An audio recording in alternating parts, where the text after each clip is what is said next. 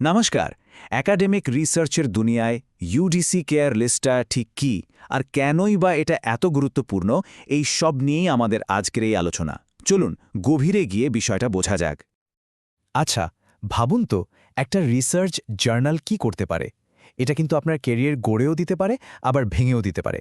মানে একটা ভুল জার্নালে পাবলিশ করার মানে শুধু সময় আর পরিশ্রম নষ্ট হওয়া না, এর ফলে আপনার পুরো গবেষণার গ্রহণযোগ্যতা নিয়েই কিন্তু একটা বড় প্রশ্নচিহ্ন তৈরি হয়ে যেতে পারে।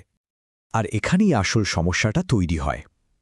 আজকাল গবেষকদের জন্য সবচেয়ে বড় একটা চ্যালেঞ্জ হলো এই শিকারি বা প্রিটেটরি জার্নাল। বাইরে থেকে দেখলে এগুলোকে একদম আসল জার্নালের মতোই মনে হবে, কিন্তু এদের আসল উদ্দেশ্য হলো টাকার বিনিময়ে কোনো সঠিক পিয়ার রিভিউ ছাড়াই আপনার কাজ ছেপে দেওয়া। ঠিক এই বিপদ থেকে গবেষকদের বাঁচানোর জন্যই ভারতের ইউনিভার্সিটি গ্রান্টস কমিশন মানে ইউজিসি একটা দারুণ পদক্ষেপ নিয়েছে।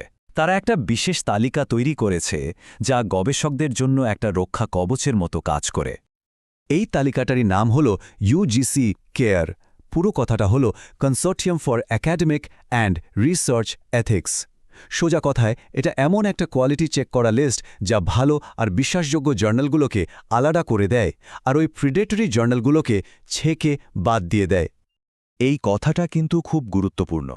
প্রত্যেকটা কেয়ার জার্নালই পিয়ার রিভিউড, কিন্তু প্রত্যেকটা পিয়ার রিভিউড জার্নাল কেয়ার লিস্টে নেই। এর মানেটা কি? তার আগে একটু বুঝে নিই পিয়ার রিভিউ জিনিসটা কি। এটা হলো এমন একটা প্রসেস যেখানে আপনার ফিল্ডের অন্য বিশেষজ্ঞরা আপনার রিসার্চ পেপারটা যাচাই করে দেখেন। তাহলে ব্যাপারটা কি দাঁড়ালো? ইউজিসি কেয়ার লিস্টটা কিন্তু শুধু একটা পিয়ার রিভিউড জার্নালের তালিকা না, এটা তার চেয়েও এক ধাপ এগিয়ে। মানে এটা একটা এক্সট্রা ফিল্টার। আজকাল তো অনেক ভুয়ো জার্নালও নিজেদের পিয়ার রিভিউড বলে দাবি করে, কিন্তু কেয়ার লিস্ট নিশ্চিত করে যে শুধুমাত্র সেই জার্নালগুলোই এখানে জায়গা পাবে যারা সত্যি কোয়ালিটি আর নৈতিকতার সব পরীক্ষায় পাশ করেছে। এই কেয়ার লিস্টটা আবার দুটো ভাগে ভাগ করা, গ্রুপ 1 আর গ্রুপ 2।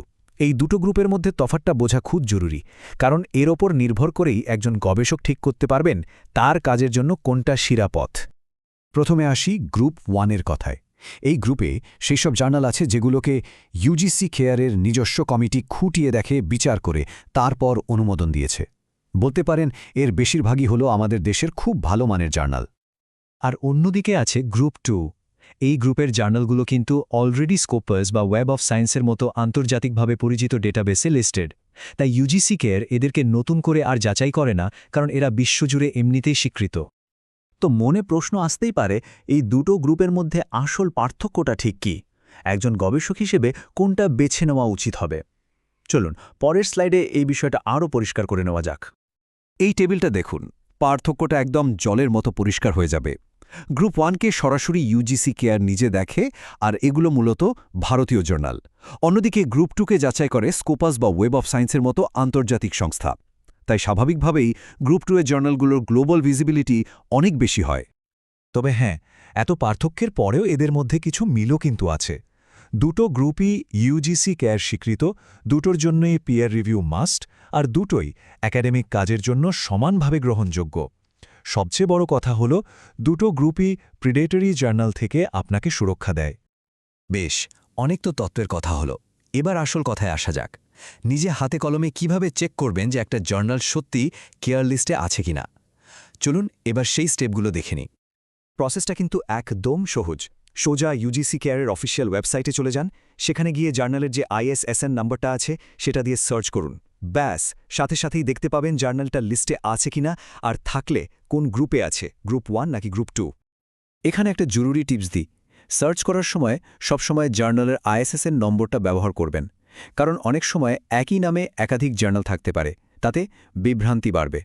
আর কেউ যদি মুখে বলে যে তাদের জার্নাল ইউজিসি অ্যাপ্রুভড, তাহলেই বিশ্বাস করবেন না। নিজে হাতে সবসময় ক্রস চেক করে নেবেন। তো আমরা গ্রুপ 1 আর গ্রুপ 2 সম্পর্কে জানলাম, কিভাবে চেক করতে হয় সেটাও শিখলাম। এবার সবথেকে গুরুত্বপূর্ণ প্রশ্ন, নিজের রিসার্চের জন্য কোন গ্রুপটাকে টার্গেট করা উচিত? দেখুন, এর কোনো এক কথায় উত্তর নেই।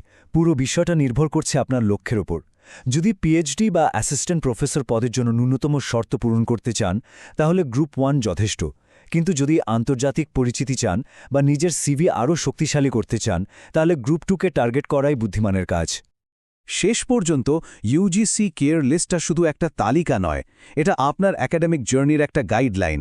তাই নিজের লক্ষ্যটা ঠিক করুন, সেই অনুযায়ী সঠিক পথটা বেছে নিন আর আত্মবিশ্বাসের সাথে আপনার গবেষণার কাজ এগিয়ে নিয়ে যান।